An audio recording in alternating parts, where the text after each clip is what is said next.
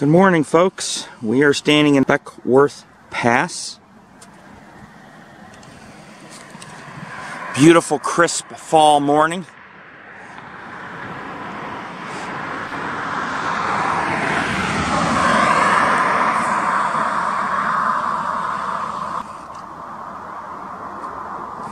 Beautiful fall morning.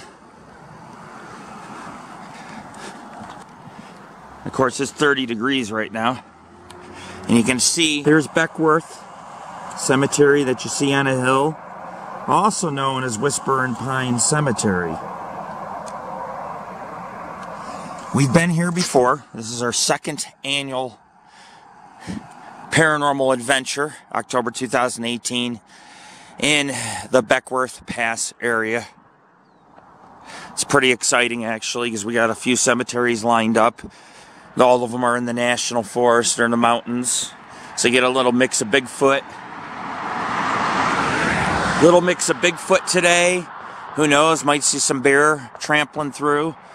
I mean, we are in the wilderness. There is an old farm out here. I'm trying to figure out if it's abandoned.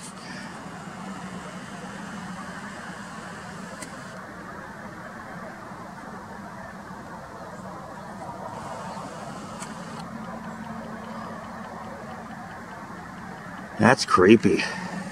It's hard to know if anybody lives on that farm.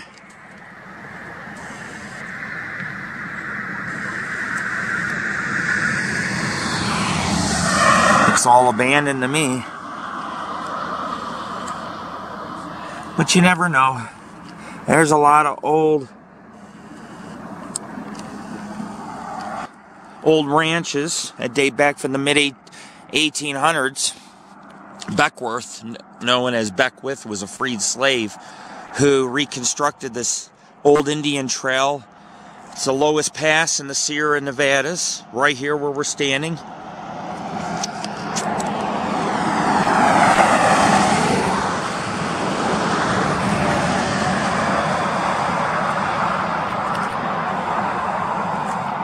Moderate fire risk today.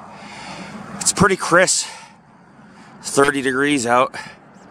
Got some beautiful views. I think that's Beckworth Peak right there, but I'm not totally sure.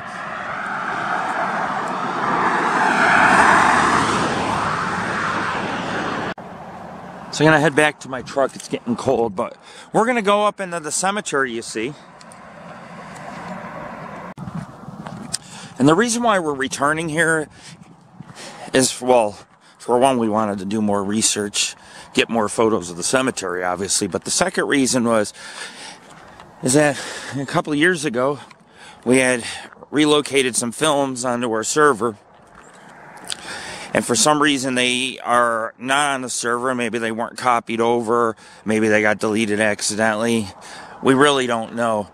And so I had film of the cemetery. We're also going to the Western Railroad Museum, Western Pacific Railroad today, to refilm everything. So, you know, we kind of got to retrace our steps and go back to some of these places that we lost footage at. And that's okay for you guys, because you guys are going to get to see some awesome film today of some pretty old pioneer cemeteries of the Sierra Nevada and Plumas County here along the Beckworth Pass. But Beckworth was a freed slave, became a blacksmith. Eventually, he had joined the Crow Indians, where they showed him this pass through the Sierra Nevada. And so he reconstructed all the way to Marysville, and it became a major pioneer and immigrant wagon route back in the 1800s for those that didn't want to take the snowy, treacherous Donner Pass. This is a much lower pass, much lower altitude, and it was easier to cross the Sierras, get into Sacramento, using this pass that we're standing in. And you guys can see it's a pretty level pass that we're at. It's pretty level ground. We do have some peaks around us, but the Donner Pass climbs to over 9,000 feet. And that was treacherous for wagons. And you can see the old farm over here. I believe it's abandoned, or at least it's owned by somebody in the area who has a newer farm further down the hill. So I'm going to go ahead. I'm going to pull up in the cemetery, find a parking spot, get my cape and top hat on, and get suited up to do some really good paranormal work. Like I said, it's, you know, it's pretty crisp. We are at 5,330 feet, somewhere in there. And so the weather's icy out. Not too much frost, surprisingly. And here's Cemetery Road. This brings back memories. Like I said, I've been to the cemetery before. I don't have an issue coming back.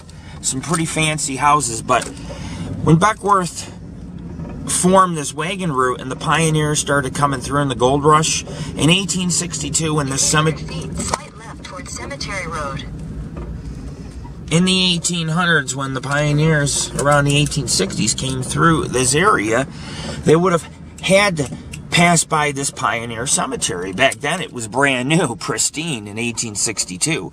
However, they would have looked up on the hill traveling the pass that we just came from, looking up. And they probably would have thought to themselves, I mean, it was a grim reminder, and they'd have thought to themselves how short life is.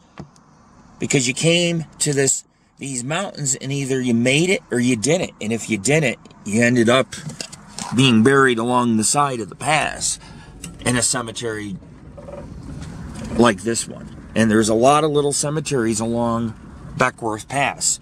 Similar to this. We just haven't done them yet, but we're going to try to do a couple today. That way we can connect them all on our website, because they're all within a couple miles of each other. So I'm just driving through the cemetery here.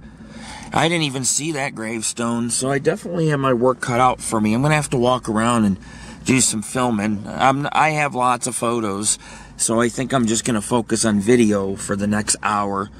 And then we'll head out of here, and we're going to go do the old hospital grounds of the railroad up here. See, I'm driving through the Western Pacific Railroad. We'll do the grounds, and when we're done with the grounds, we'll go ahead and investigate about 150 train cars and train engines, which have some haunted history as well. Everything has haunted history out here. I'm going to go ahead, and I'm going to park up at the top of this hill. This is the Pioneer Section. These are the graves from probably the 1860s up in here. And so this is where we're going to park like we did last time. Last time I brought my sons here, or I should say my son, and we had a good time. He's all running around playing. He was a lot younger a couple of years ago. I mean, you'd be surprised how 2 years can your kid can really transform. And he's gotten at least a foot taller since then. But anyhow, I'm going to park here at the cemetery. And we're going to make ourselves cozy. We're across from the Union Pacific Railroad, so some trains will go through it. We'll get loud here. It's awesome because it used to be the Western Pacific Railroad, and then the Union Pacific eventually took over. So all the historical work that Tammy and I are doing up here is connected in some way. And that farm is abandoned. Well, no, see, there's some cattle out there. But the farm's abandoned, but somebody owns the, you know, probably bought this property for the land, but the house, the barn, all that is abandoned. And I took some photos and video of the creepy abandoned house for you guys, but I just don't know if I want to take a chance and go check that out or not, you know. It might be okay just to pull in real quick and get pics, but you can see somebody obviously owns the farmland behind this home, because you got a bunch of cattle grazing out there, and then the train tracks behind the cattle where the Union Pacific travels. Alright guys, I'm going to finish this beautiful parking job I'm doing. It's pretty chilly out, but that's okay. It'll wake me up for the day. We're also in the Sierra Valley. It's the largest alpine valley in North America. The largest. And that's the outer rim of it. Pretty cool, huh? We'll be heading to some overlooks to look down on the valley today, too. And I'm going to burn a nice bowl of some pure homegrown 420. Alright, folks, we're here. Give me a second to get suited up, and I'll start filming. Peace out. Okay, everybody, I'm all suited up. I'm all suited up, and if you do not believe me, believe, bitches. Believe. Yes. cape, top hat. I got the works going on today, right? Beautiful house up on the hill. Much newer house in this 1862 erected cemetery that we stand in. The community which Whispering Pine Cemetery was located is called Beckwourth, back in the mid-1800s. While some folks call the cemetery Whispering Pines, a lot of locals just call it Beckworth Cemetery. And they call it Whispering Pines because technically this sits in a patch of pine trees. It's pretty cool, right? I mean, these are some pretty massive pines. Usually pines out here don't make it to 100 years, and these guys are probably about 100 years old. But the community was named for James P. Beckwourth. An explorer discovered the pass in 1851, a short time after the gold rush in Coloma. Upon studying the records, the Beckworth post office had opened in 1870, and by 1832 it changed the name to Beckwourth. So at one time it was Beckwourth. So you're going to see some graves dating back to around the 1860s, especially in this old section on a hill. The newer section seems to be more level, while the older section sits up on the hill overlooking the pass below. And you guys can see the sun's just coming up. It's very cold. My hands are freezing. It's 30 degrees out. The cemetery's first interments anyhow began in the 1860s, and the last known burial have taken place, according to records right now, was 2004. They could have changed in recent times, since this is still an active burial ground, but there are some unmarked graves, obviously. Very little has changed, as you guys can see. Well, actually, if you guys look at our pictures, because we do have pictures on our website, and then you compare it with the video, you can kind of see that not much has changed. I mean, this is a cemetery that doesn't get a lot of visitors, therefore it stays vandalism free, and we want to keep it that way. But you can see here's a grave, Edward Merger, 1884. And we're in October 2018. It's very rare that you guys get to see new footage and film, because I'm so far behind on videos on my website. We'll print out material from 2-3 years ago, and we're still not caught up. But you guys get to see this because we're going to be putting a special on our site from our investigation 2 years ago and include this video footage of the cemetery and some newer pictures. Beautiful fall morning. Leaves are all changing colors. We're in the Beckworth Pass in the Sierra Nevadas. It's a beautiful country here.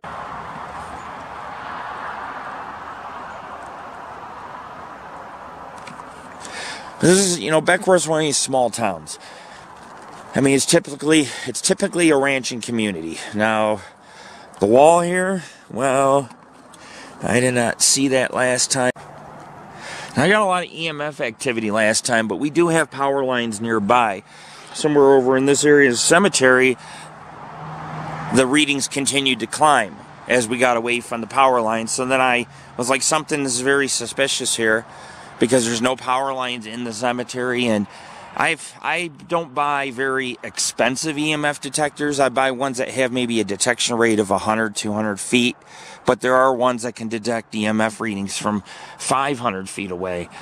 And so when I use my Gauss meter hundreds of feet away from any power line and was getting maximum readings, I kind of thought to myself, wow, maybe there is more to the cemetery than what you guys see.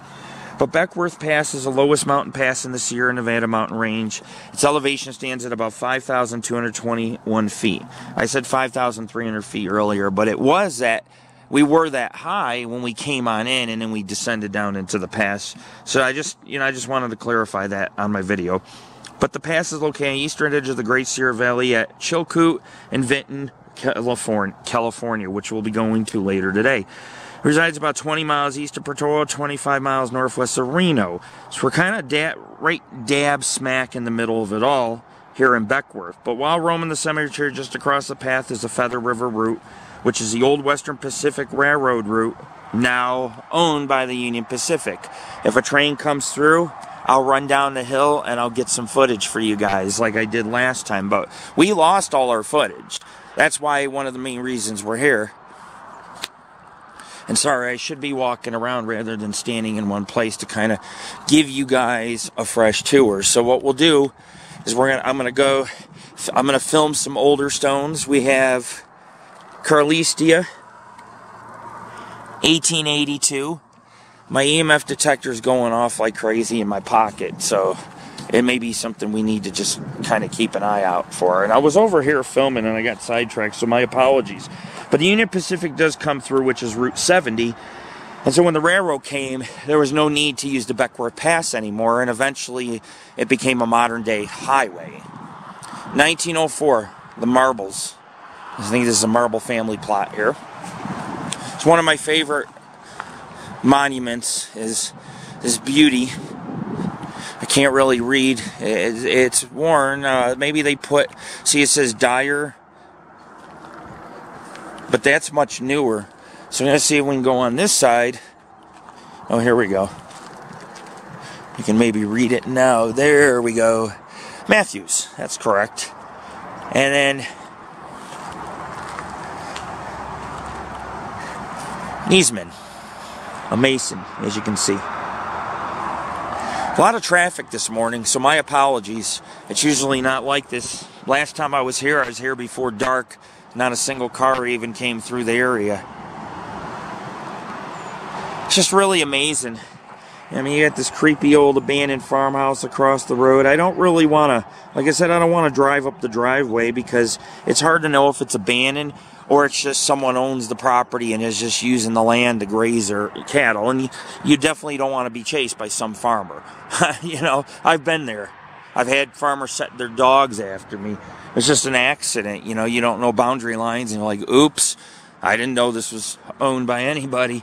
A lot of times, a lot of property out here isn't, but on occasion, Farmer John will chase you with the shotgun. So I try to focus on the older section of the cemetery for you guys. Because honestly, the newer section, it doesn't interest me as much. I want to be respectful because a lot of these newer graves do have family members, so we try to work with the older gravestones that are forgotten and preserve those as well. We want to preserve the whole cemetery, but you know, you can see a lot of the families, some of the families have forgotten about their loved ones. I mean, for example, that's a goat head bush that'll cut you up. For example, here, I mean, it's just overgrown, and that kind of happens. As the graves get older, some of them become more and more forgotten. That's typical with most cemeteries. Anyhow, in 1850, James Beckwourth had discovered the pass. He passed developing the Beckworth Trail from Truckee Meadows, which is known as Sparks and Reno, to the Pass of California on to Marysville. In the late summer of 1851, Beckwourth had led his first wagon train of successful settlers along his trail into Marysville, and it was a huge success. 1906. Paul, son of J.L. Ross, Mrs. M.R. and Mrs. J.L. Ross. A lot of kids buried here. A lot of kids. Epidemics ran amok here in the Sears. Life was kind of harsh even in the early 1900s. Anyhow, he led his first successful wagon train, and between 1851 and 1854, about 1,200 immigrants had used this trail, coming through here in their wagons. And as a matter of fact, the trail was used during the California Gold Rush between 1848 and 1855, mainly for the miners, and continued to be used until the Transcontinental Railroad came to be and was constructed. It kind of replaced the wagon trains. And the train could export goods. Obviously, passengers could take it through the pass and head up into Sacramento or Marysville or go to Reno and board the train to Carson and head up to Virginia City. I mean, there's a lot of train routes up here in the mid-1800s, or at least by the 1880s, including the Transcontinental Railroad. Train was a lot faster and more efficient than to haul wagon trains loaded with goods through these wintry passes. Between 1895 and 1960, the pass was used by the Sierra Valley and Mohawk Railway, which is a narrow gauge railroad and supposedly not from the cemetery. You can see the abandoned right-of-way, which is visible south, and the eastern slope of the pass. I'm not sure. I think they're talking about somewhere over here. She had a narrow gauge railroad. Just up the road is another small settlement. we'll go to today called Chilcoot, where they built in 1906 a tunnel which was constructed beneath the pass by the Western Pacific Railroad as part of the Feather River route.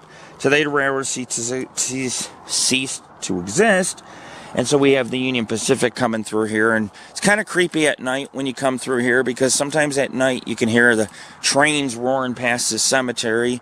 We were here almost at dusk. This is 1905. This is age 70 years old, 22 days, native of Ohio. Very beautiful. Some people just use native rock and just put epitaphs, or put epitaphs, or the name, inscribe the name, or engraved it on these rocks. Could be miners. There's what looks like a little saw and axe or pickaxe. A lot of miners lived up along this pass, and they needed to take this route to get to these gold mining towns. So it would be making sense that some miners and immigrant pioneers are buried here. Now, what we're going to do is I'm going to go over, I want to give you guys the full tour, so I try not to stand in one place when I film. So if I do, forgive me, kick me in the ass, slap me around a little. Just kidding, but yeah, like I say, there's a lot of old historic sites around here in Beckwourth as well.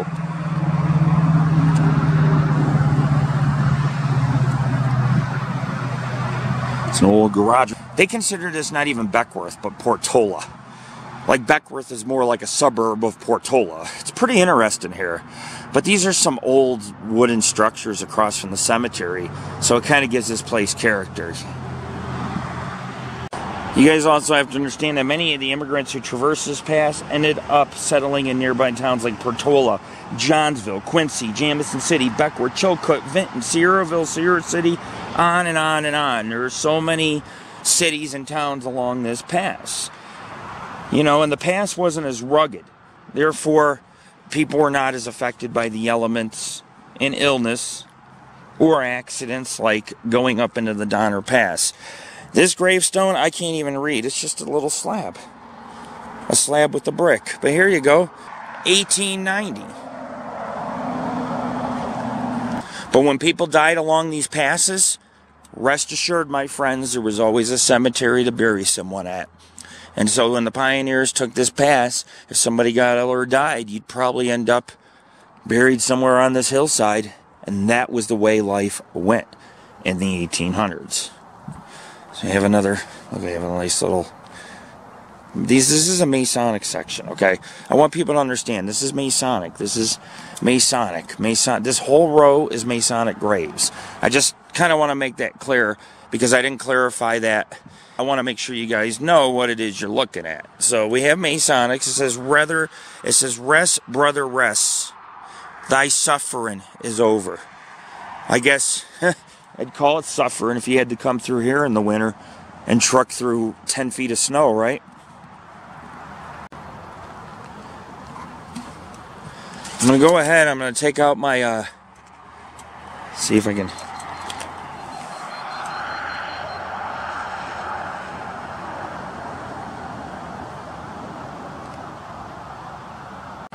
So you have a mediocre reading. It's not changing. It's not. I'm going to keep this in my pocket. I'll pull it out on occasion to show you guys the different readings that we're dealing with. I have a much more sophisticated paranormal gadget with me today for the obvious reason that we want to do more extensive work here. Surprise, surprise, right?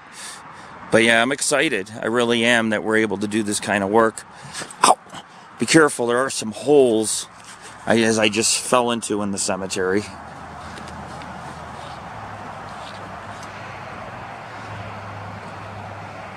More than likely, some of the Masons that you guys see here were residents of Beckwourth. I mean, Beckwourth is kind of a small little settlement or community. It's had hundreds and hundreds of residents over the last century. Most people here ranch. Some of these are miners. Interment began just a short time after Beckworth had discovered his past as folks began to settle in the region around these towns, which I've shown you guys a little bit on our website.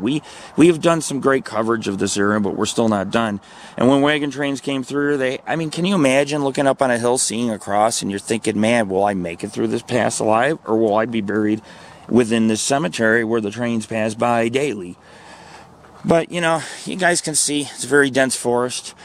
Like I said, they call it Whispering Pines, in case you are not familiar with Beckworth. And you know the cemetery called Whispering Pines. A lot of people locally will just named it after Beckworth. These are newer granite and marble graves. Sometimes they break and people just move them around. And there's stone, like for example, you have a stone sitting. It's hard to know if that stone that's broke belongs to the Flander family. If I read that correctly, it looks like Henry Flander, or maybe it's Henry from Germany. Henry T. Looks like Lander. Henry T. Lander. And yes, HTL. See? So we definitely have the right grave marker. Sometimes that doesn't always happen. There's a few stumps. They cut down a few trees. Sometimes the trees get struck by lightning and fall over. You won't want to be here when that happens. These trees are just monsters. Monster pines. Pretty little cemetery. And I feel so privileged to be able to come back here and redo this. My son stood on the stump and was like pretending to give me a performance, bowing, and it's pretty cool, I guess. You know how kids are. I kind of miss my boy when he was little. These are unmarked graves, unmarked burials. I just want to kind of show you guys. There's a whole row. Like I say, these could have been early immigrants that came through the pass, but there's a whole section of just unmarked burials. There's no names on any of these metal plates. It's amazing how when you return to a place, you find things that you didn't see before, true or not. Who was James Pearson Beckworth? Well, he was born with the name James Beckwourth. As I was telling you guys earlier, his friends called him Jim rather than James. He's an American mountain man, fur trader, born as a slave, an explorer. As a matter of fact, he was a mixed race, and he lived in Virginia. Was freed by his master, along with his father, and he came out to the American West. What the fuck? Holy shit, dude. There's I hope that's not a bear. I hear some animal. And we got mountains and woods all around us. Sorry, folks, I got distracted. Anyhow, he was freed by his father and master, and they apprenticed him instead to become a blacksmith. When he was young, he came out to the American West. He was making connections with other fur traders in St. Louis, Missouri, and eventually he lived with the Crow Nation Indians for many years. Was trading, he was hunting furs. Generally living a fairly peaceful life, enjoying his freedom, and who wouldn't, right? But when he came through here, the Indians had showed him a route. It was a trading route, and he cleaned it up a little and named it the Beckworth Pass. So it was used during the gold rush and for thousands of years by the Native Americans in Central California. There is a book you can get called Chief of the Crow Nation of Indians, which is most historians consider the book to be nothing more than campfire lore, which talks a bit about Beckworth's adventures throughout the West. In other words, they're kind of fish tales, and not everything is true that you're reading in that book. It's kind of like Mark Twain. He used to write a lot of books, and he used to talk about, in Roughing It, he talked about some of his adventures here out west. And so what I've been doing is trying to go to the places Mark Twain lived or experienced life as being a news editor and eventually an author and a miner. He started off as a prospector, and he found out it was very hard work and it didn't pay very much.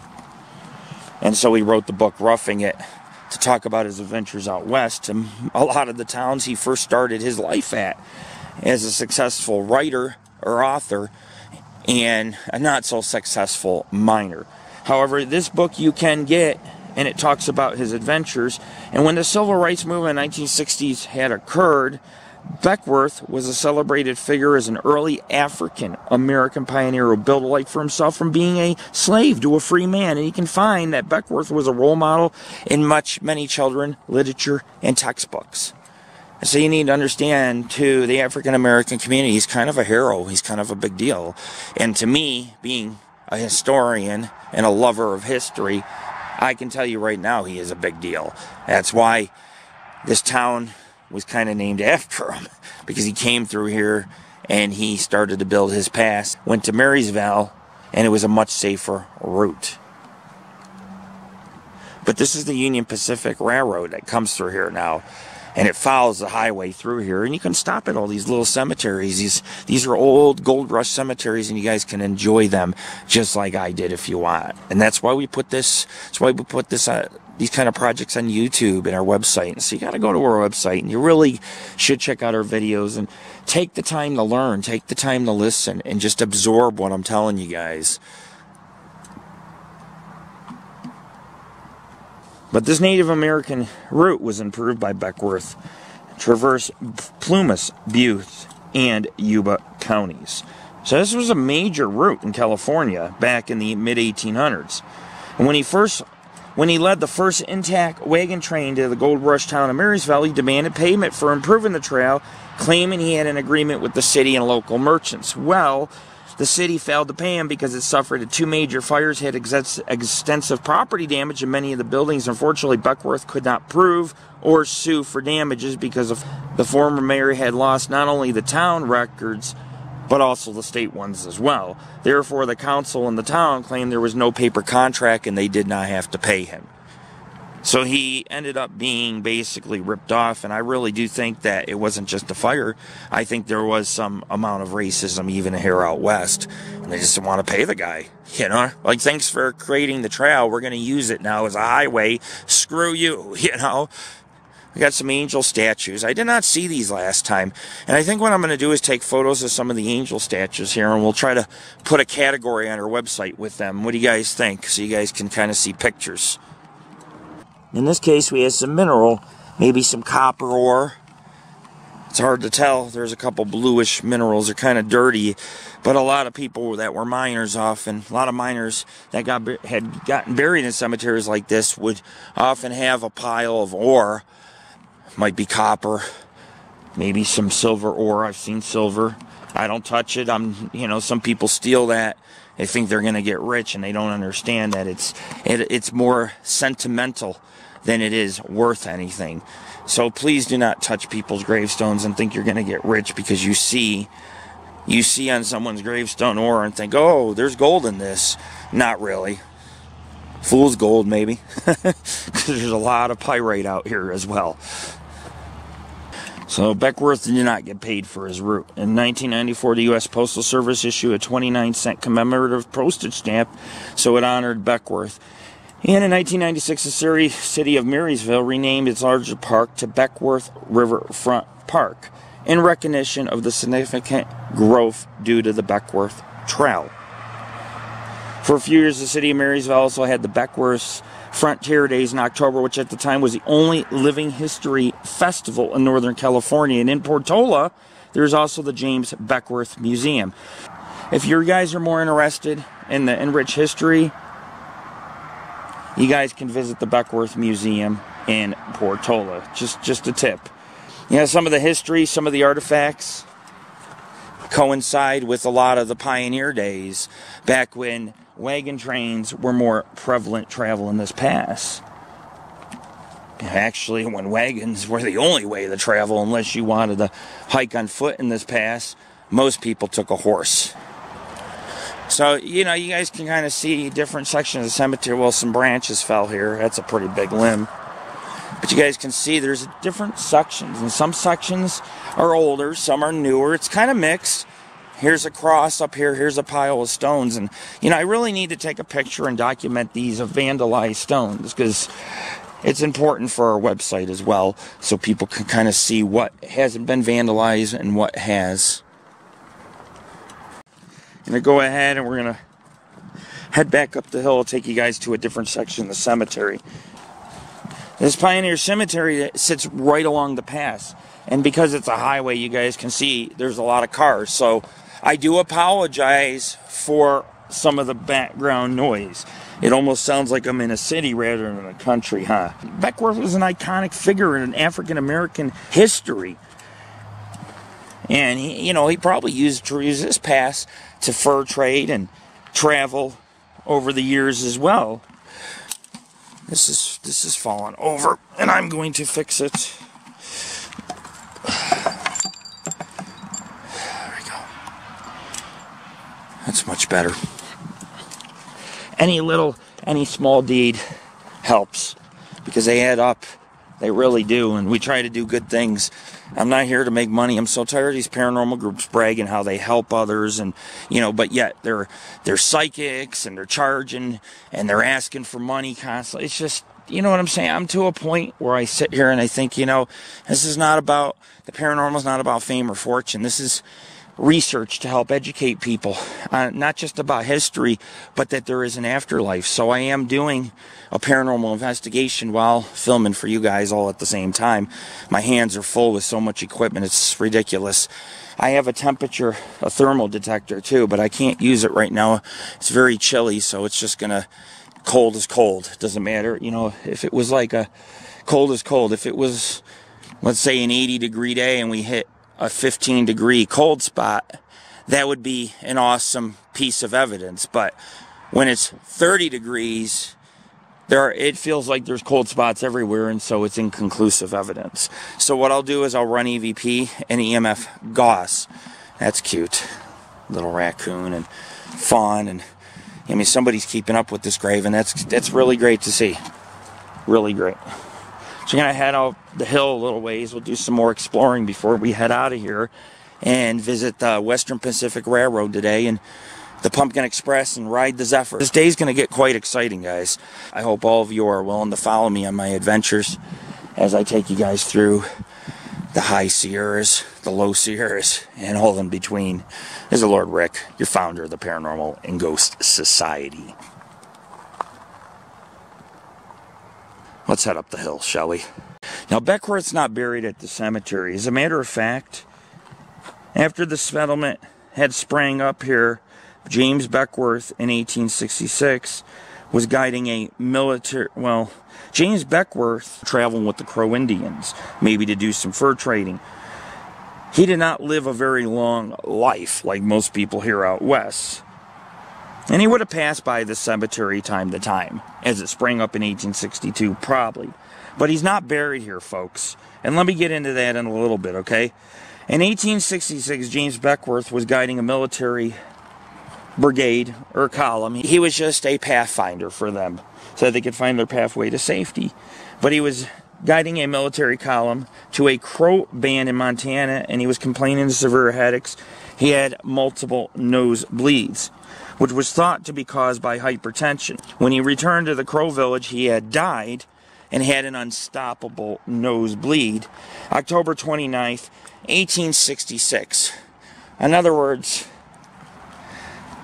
we're almost near the anniversary where Beckworth had passed away. Now, although he did not die near this cemetery, like I said, he would have had to pass by it if he traveled here in the early 1860s along the pass. So he would have looked up and he would have seen some probably gravestones on the hill, which is this section, the oldest section to our right.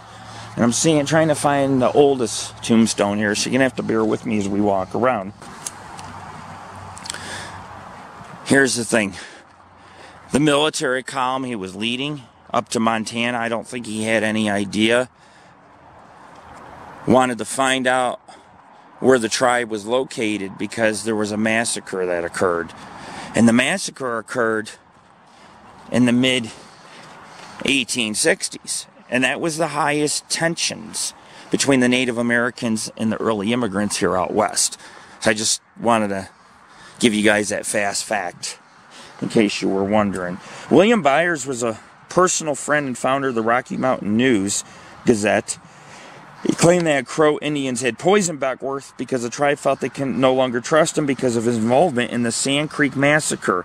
However, buyers at the time had no supporting evidence, and the claim was mere speculation. James Beckworth died in Denver, Colorado territory, which today would be Denver, Colorado. Beckworth had been left to the elements, elevated on a platform in the traditional funerary custom of the Crow tribe at the Crow Indian Settlement Burial Ground in what is known today as Laramie, Wyoming, which some of you guys are probably familiar with,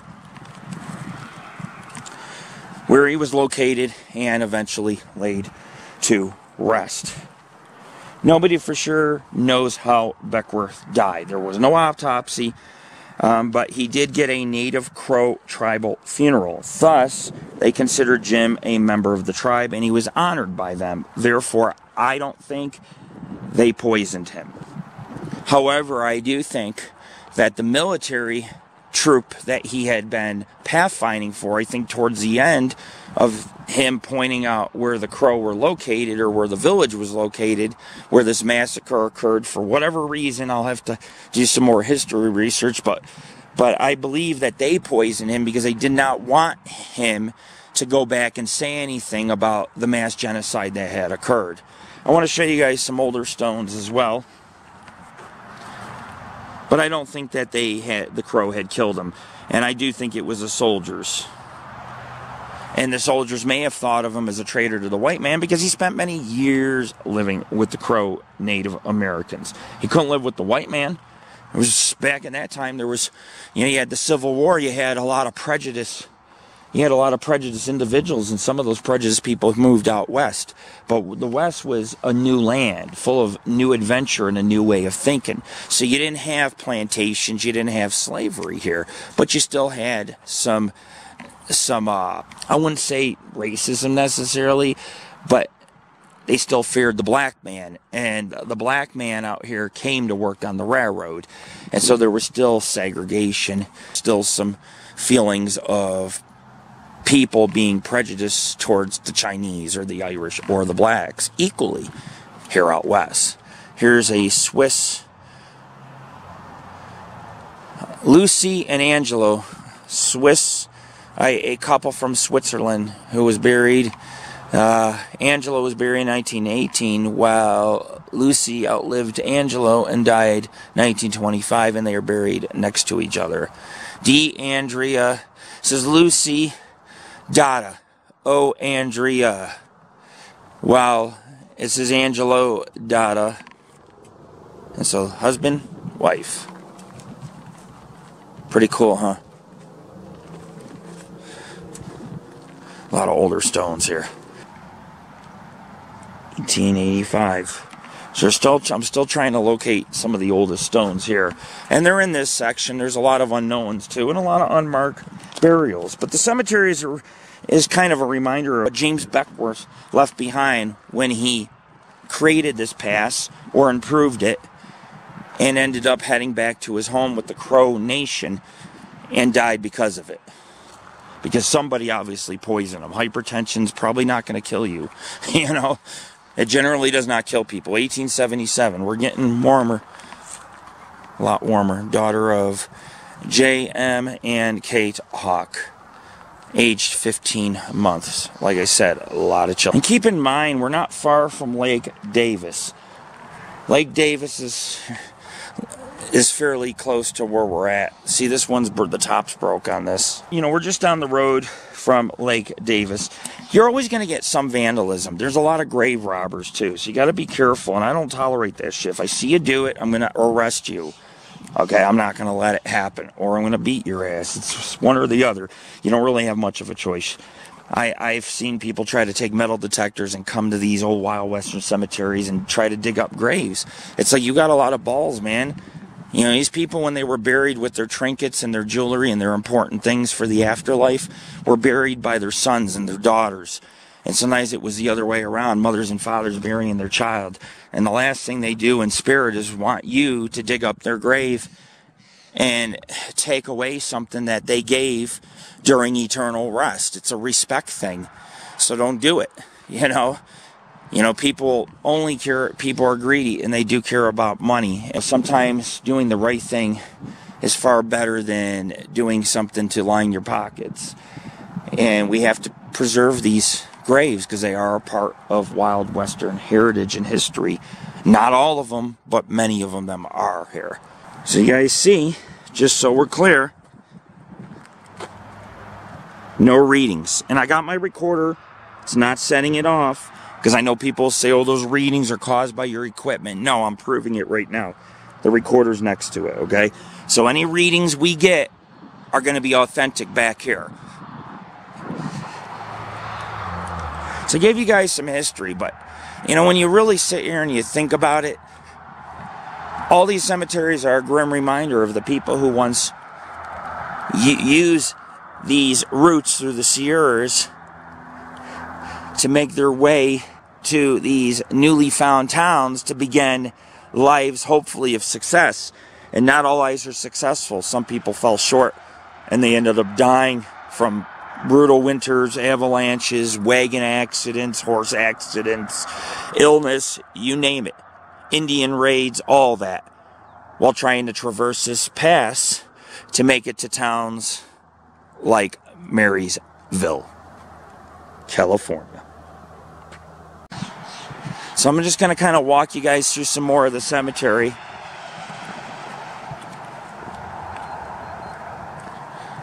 Keep getting some readings here and there too, so maybe we'll get some good readings. Whenever I get high readings, I also get EVPs. So I try to coincide my EVPs with the readings, which is how it's supposed to be done. But you have a lot of paranormal groups who today post a picture of a piece of dust, tell you it's a demon and that they're psychic and that's why they captured that. And so I'm just kind of getting sick of the ludicrous stupidity that I deal with in my field of expertise.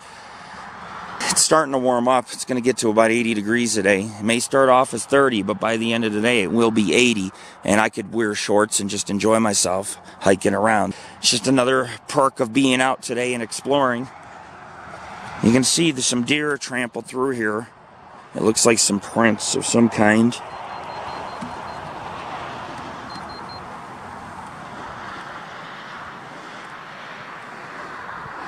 It's fluctuating. I'm not even moving.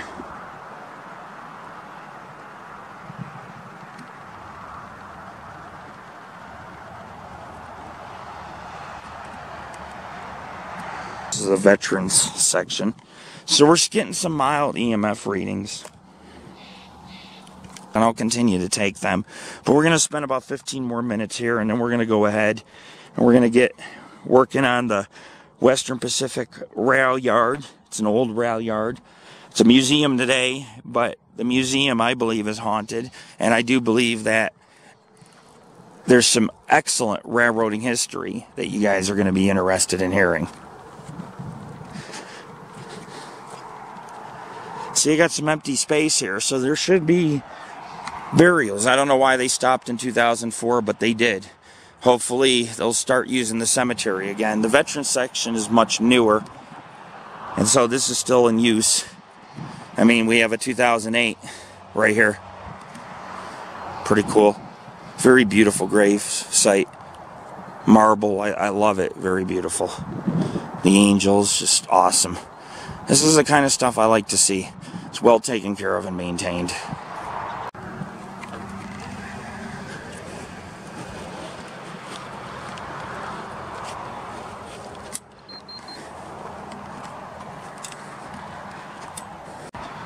Alright folks, I'm going to go ahead and I'm going to try to grab a spare battery right now so I can make it to the other end of the burial ground. And we'll do some more filming and some more photography. But give me a moment, because I was kind of heading back to go ahead and do that. We have another beautiful angel as well to photograph. That's amazing. Little dump truck. Just so sad to see all the kids buried here, man. It's kind of disturbing. It's like you just kind of wonder what's, you know what I'm saying? What is the... Why are there so many children? I mean, one would wonder, oh, that's pretty cool. You know, one thing I have not heard today are trains. Usually trains roar past here constantly, but not so much today. I had a video of the train coming through, but like I say, it hurt because we lost video to 4 locations in this area. And so I'm returning to a couple today, and then I'm returning to a couple come maybe November, December, maybe January. We'll return to the ghost town of Jamison City and Johnsville and the Eureka Plumas mine camp to get more video footage. We kind of lost our footage, and it was just so awful, because it's not that we don't want to go back to these places, but we worked so hard to do documentaries and lost it all. So I'm back, bada bing bada boom, and if you guys look, I'll show you guys something really cool. But the Sierras is a mix of trees, right?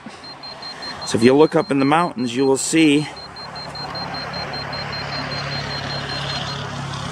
that many of the leaves are changing colors up in the Sierras. Not a lot, because you mainly have pine trees, but there are some other species of trees which do change colors here, and they kind of blend in on the canyons and hillsides or mountainsides of the Sierra Nevada and the slopes.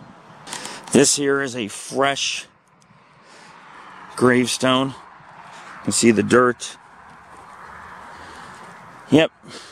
2018, June 11th. I'm not trying to be disrespectful, but on my website I put down that the cemetery's burial stopped in 2004, and you guys can see that's far from the truth, which means that a lot of these professional graveyard sites should probably be updating that. A lot of cemetery sites, because burials do continue here, as you guys can see.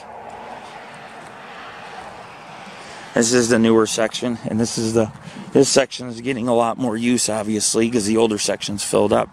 But this is really beautiful. Even the newer section here is very beautiful. Nice views of the farm, the barn. Wow. Welcome to the Sierra Nevada, folks. I could spend all day, just doesn't matter what we do, hiking, rock climbing, cemetery bouncing, ghost towns, all of it I love. As long as it's in this mountain range, I feel like I'm at home. Just a very beautiful place. So it is really relevant that we take some of our time out to at least explore this great cemetery. You won't find many websites that put any effort in the cemeteries. You guys ever notice you go on Facebook and a paranormal group will do a cemetery and they'll just put about 20 blurry pictures up taken at night with dust, and and here's the thing. We run a website that when we do a cemetery, I make custom buttons for it. We make it beautiful, artsy. Each case has their own section on our website. And we categorize the scenic, the nature, the black and whites, the team photos, photos of angels, notable interments, broken gravestones, and we categorize it on our site for that case. And every one of our cases is like that. We started doing that from like 2000, I'd say 2011, 2010 and on. I started doing it that way. Rather than just throw a bunch of pictures up on our site, we started to take each case and we started to make something better of them on our site. So people could browse our site and say, hey, let's browse this asylum, or let's browse this Bigfoot expedition, or this cemetery, and you guys get multiple sections for each case. And you just click the button. You want to see scenic pics surrounding this area? Click scenic. You want to see black and whites? Click the black and white album. You want to see photos of our team, which is generally Tammy and I. We don't have a huge team. You click team. It has its own little section here. Pretty cool. I've never been here. It's new country for me. Last time we were here, I didn't even know this section existed. It was getting dark out. There's a plaque in the cemetery I just found as well. Let's see if we can go check it out real quick. In the spring, if you come here in the later spring, there's wildflowers everywhere. I'm just trying to make you guys aware that this is a really beautiful place and we need to cherish it. And I'm gonna, here we go. I have never seen this. What's it say? Helen Louise Zach Arcona, 2015. And I'm gonna read this to you because it's a really awesome memorial. I thought of you with love today, but that is nothing new. I thought about you yesterday and the days before that too. I always think of you in silence. I sometimes speak your name. All I have are memories and a picture in a frame.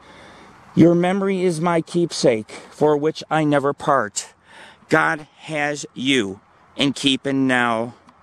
God has you and is keeping now, but you are always in my heart. For you I pray that everything is now all very clear, and the complications and pain of life have all completely disappeared. But one day I hope the time will come that our family will be together, and once again the joy of life will return, but this time last forever.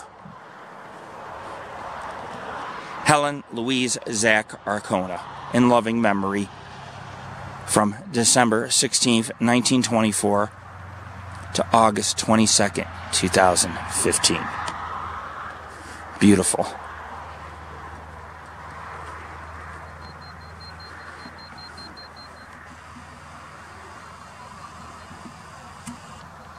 So you have a nice patch or grove of flat stones here. It could be the same family. I'll look real quick. And then we have a couple loner stones up in the corner.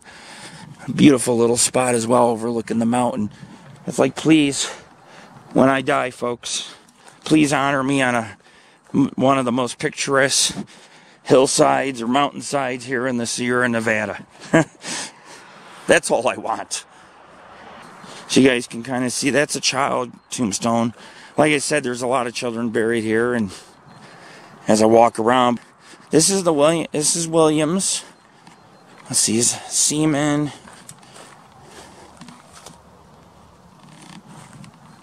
Poster, Foster. Oh man, yeah, there's a mix of, they're very close together, but there's a lot of flat stones in there. Generally a few, this might be all the same family, is what I'm thinking. And you have your brother-in-law, sister-in-laws, aunts, uncles, that kind of thing, which is why the names differ. But all the graves are close in this one section. Mainly, well, so you have Hester. You have the Hester family, Black family, Bradley, Seaman, Sandine, Schmidl, Foster, Druell,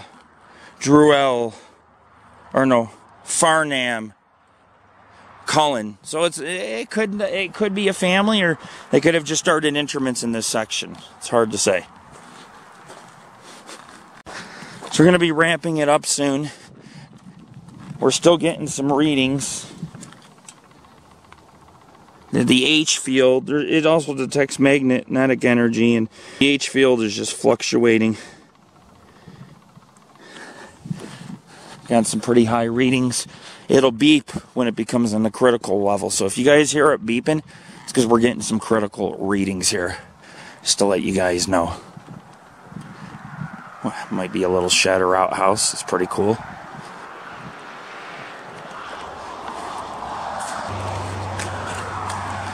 You have the Feather River that also comes through here.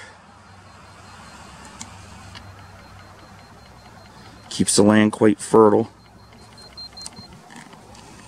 What the hell is going on here? Power lines, probably. Jim Beckworth Log Cabin Museum.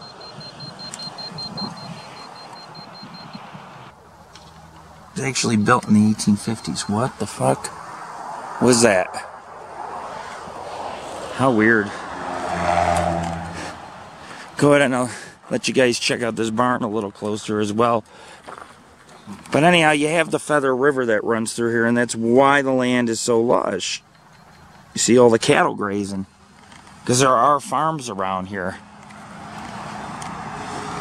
You know, and that farm maybe somebody doesn't live here, but they definitely own the land that surrounds it. And it's just, you sit here and it's just like, wow, what a creepy little farm right next to the old Beckworth Cemetery. It's pretty phenomenal.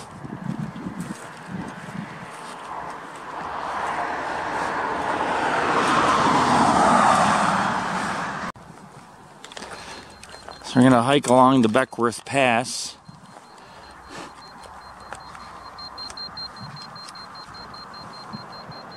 You're going to find there's a lot of old haunted ranches up in this area. So what I'm going to do is I'm going to hook up the tripod, take a couple tripod shots, and I'm going to get out of here. And we're going to start working with the hospital, the old hospital grounds of the Railroad Museum. Yes, they used to have, what the hell is this? Not a gravestone. 21, 28. Well, they used to have back in the day a railroad hospital. It was one of the only remaining ones in the country.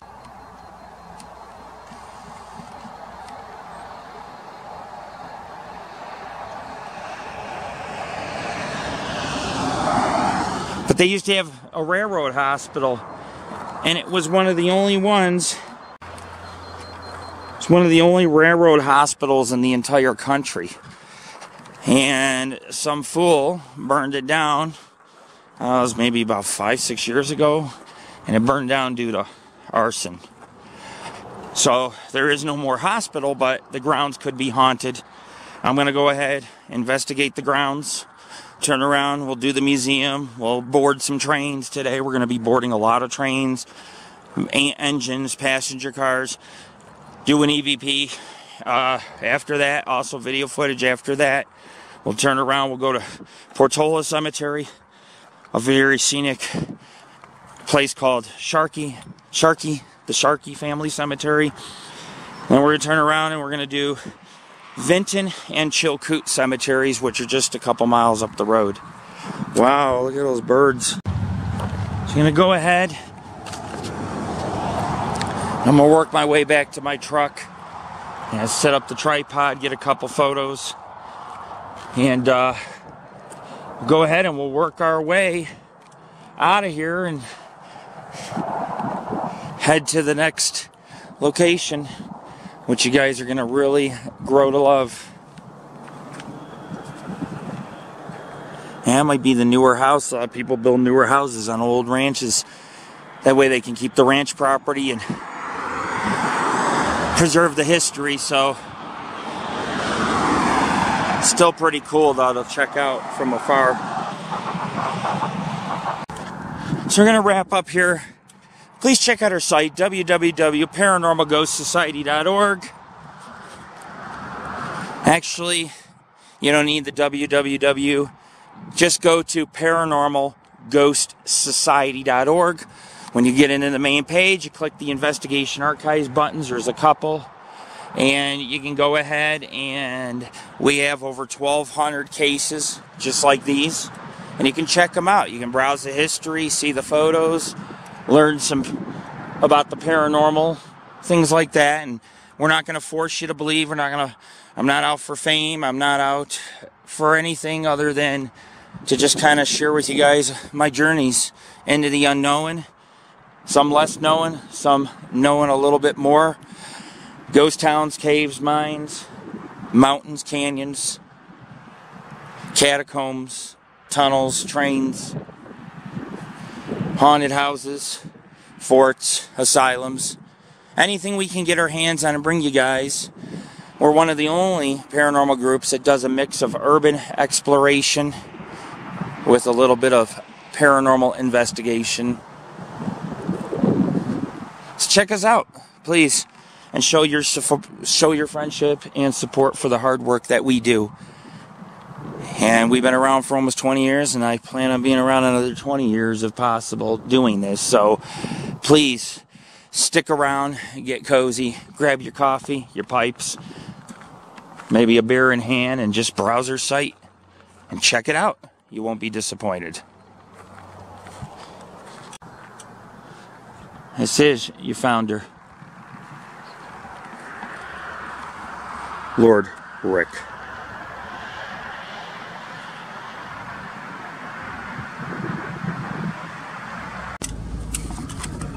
Continue on California 70 West for 3 miles.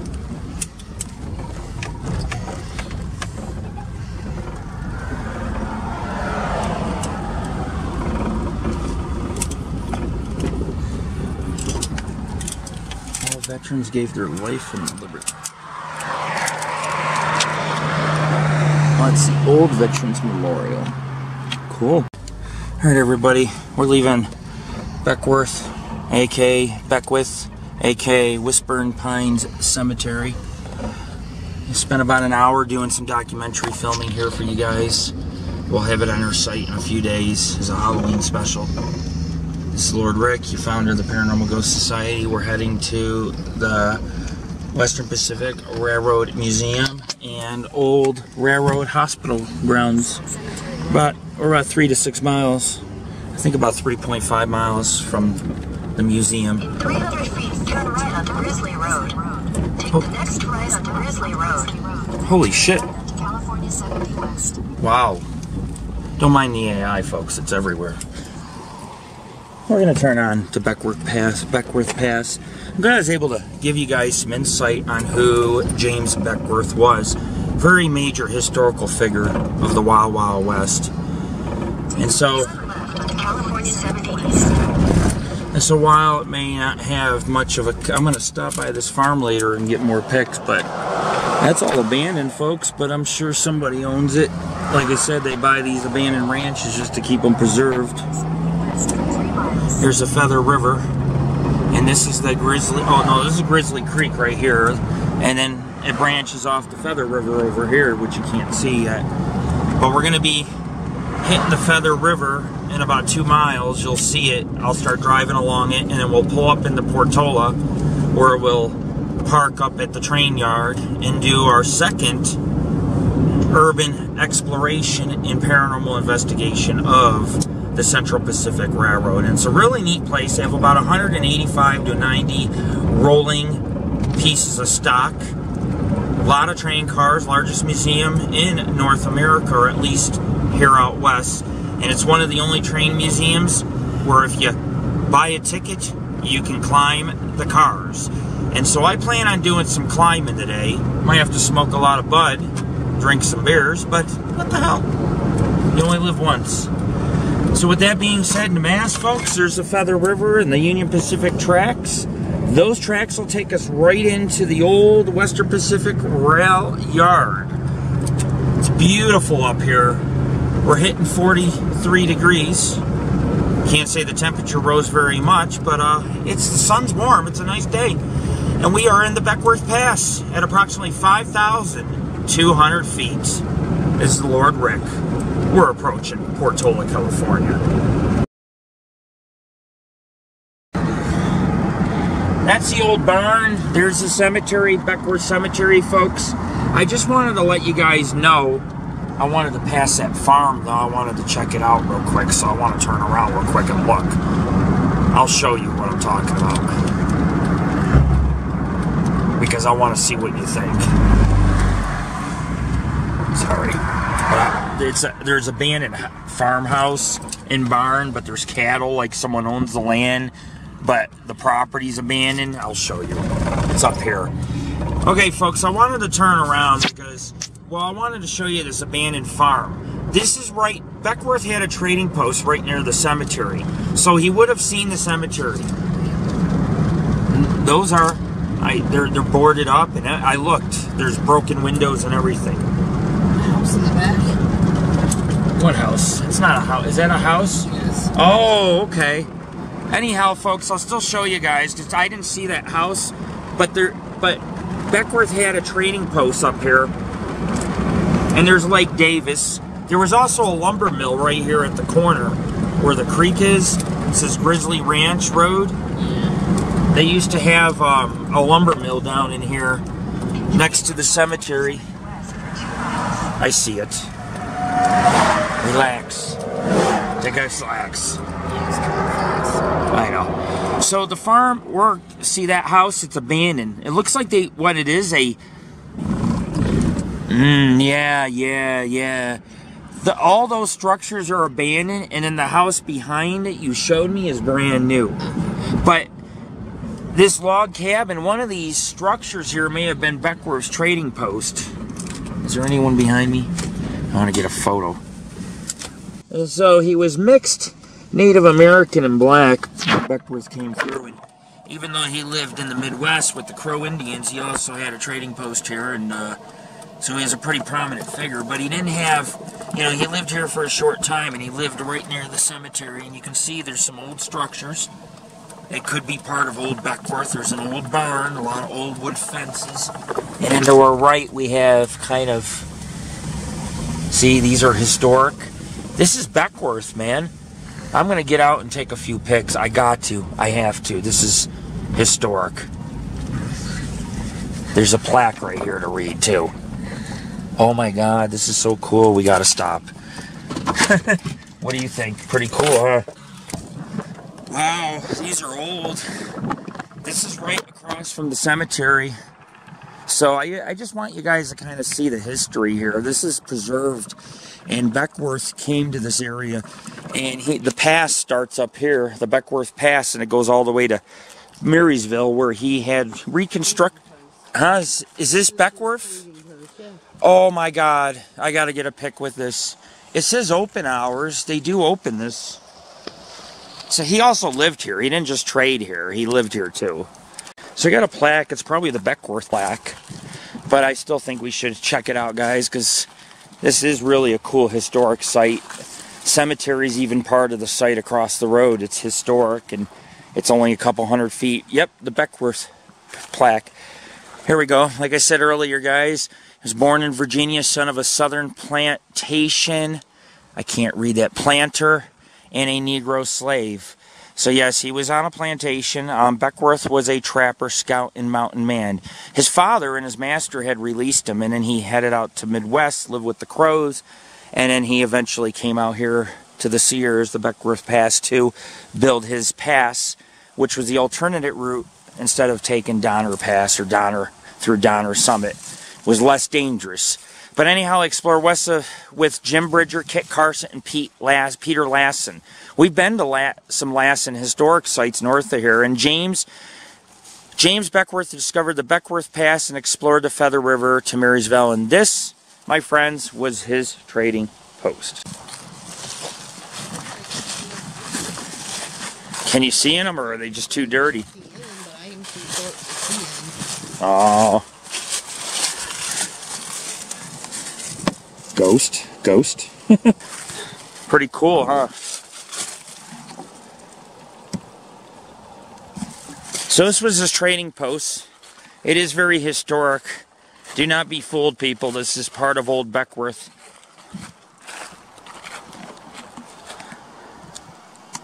So go ahead, we'll take a look in the windows here.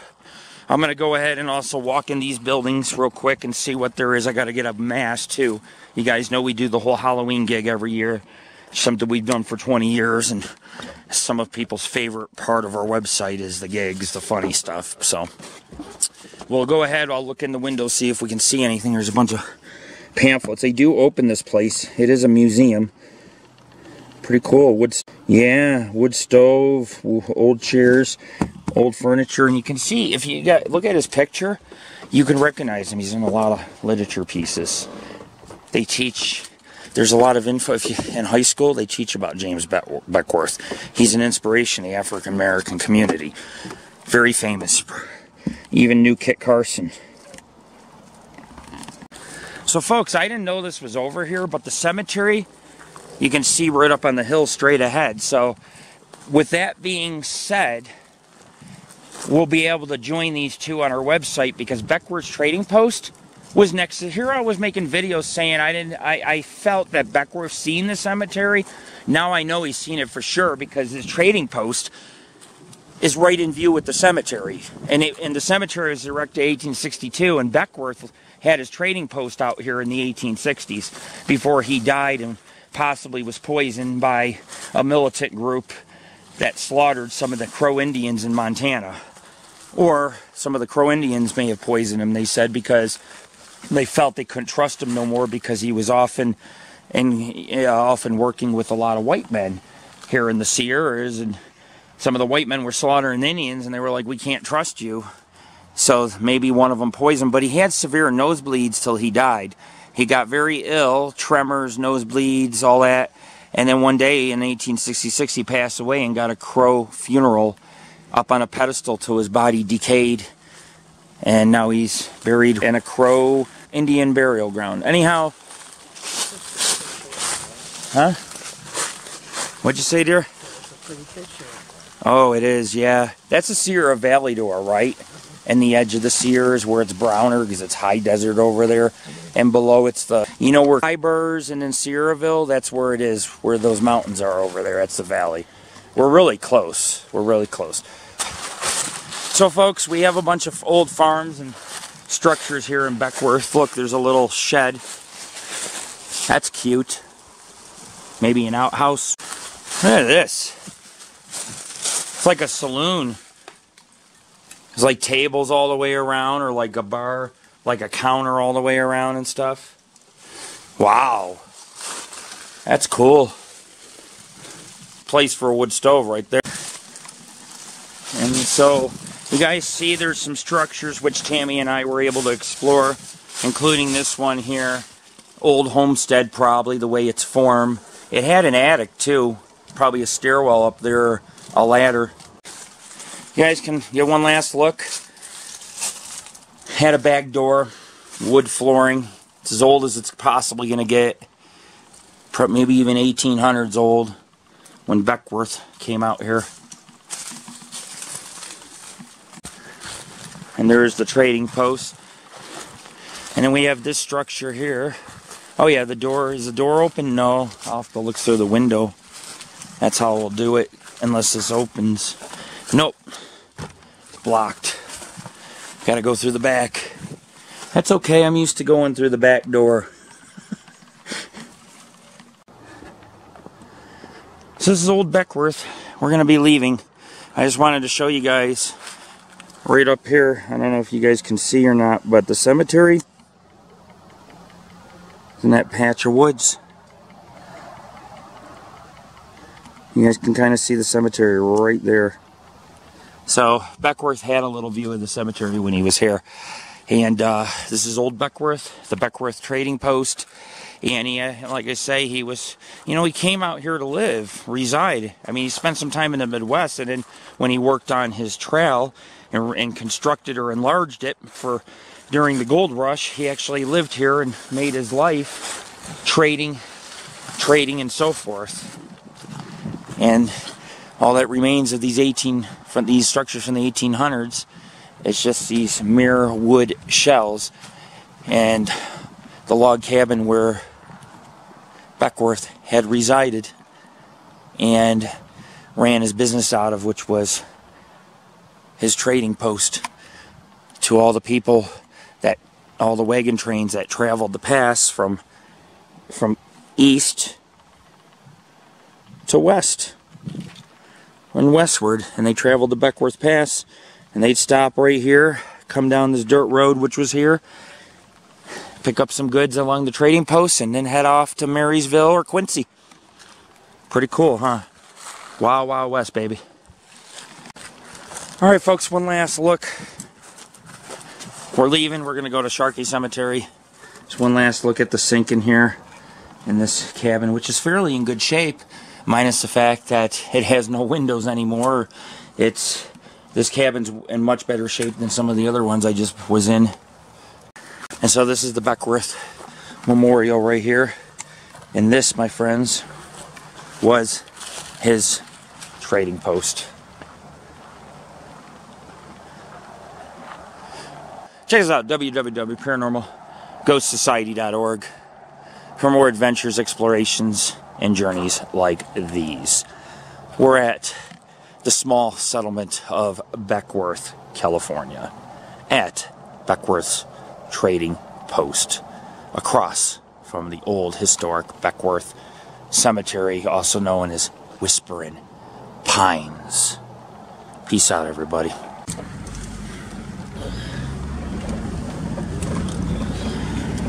Pretty colors of fall, though. All the trees around here. It's because the river's right here, so you get a different variety of trees. Anyhow, folks, we're leaving old Beckworth. We're going to pass the cemetery. I could actually see the graves through the trees on the hill standing from Beckworth's trading post. So he would have been able to see the cemetery, and when he came here and designed the pass, some people died, so they buried him in the cemetery here, and it became a regular town cemetery once Beckworth was formed in 1862. And there was a mill on the river right here. I'll wait because there's traffic, but there's a river, or a creek, Grizzly Creek right here. The Grizzly Mill was located right here in my notes. And this is a cemetery, and that is an old historic home from the 1800s, an old ranch, old barns, but somebody's got a new house that Tammy pointed out. And this is a cemetery, my friends. I gotta speed up, I got a lot of traffic.